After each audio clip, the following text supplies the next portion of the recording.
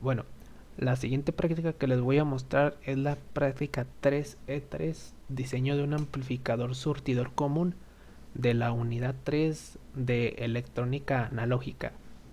En esta práctica lo más importante es que vamos a utilizar un transistor distinto. A continuación les voy a mostrar el circuito. Aquí vemos que se compone de una resistencia de 2.2, 68 ohms, 470, 100 kilo ohms, 10 kilo ohms y un par de capacitores que serían de 100 microfaradios, 10 microfaradios y 10.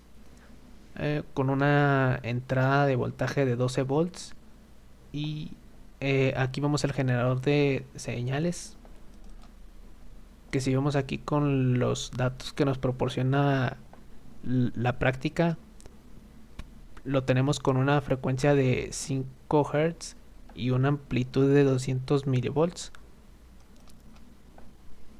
Y ahora vamos a correr el programa para que observen las gráficas senoidales que se pueden dar con esta práctica.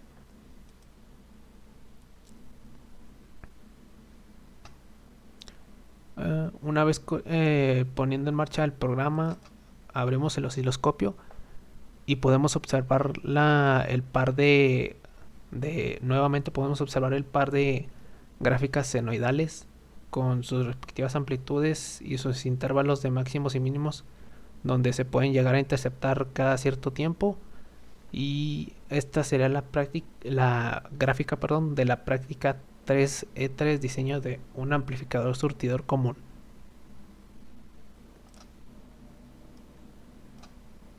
Amplificador surtidor FET. Esta práctica tampoco la pudimos hacer dado que no pudimos conseguir los FET ni sus equivalentes. Mandarlos a pedir no llegaban en tiempo para la práctica, así que solo mostraré el armado del circuito. Iniciamos con un capacitor de 10 microfaradios que se conecta a una resistencia de 100 kilo ohms del transistor. Opuesto de la resistencia, en ese nodo tenemos una resistencia de 470 ohms, un capacitor de 100 microfaradios, una resistencia de 10 kilo ohms y tierra.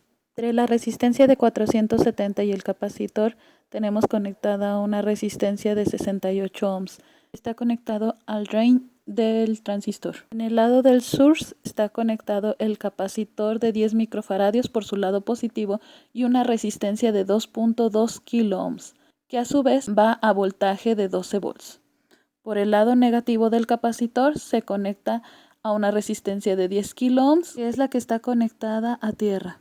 Lo que debe mostrar el osciloscopio son dos ondas encontradas, una más pequeña que la otra, demostrando así el desfase de las ondas.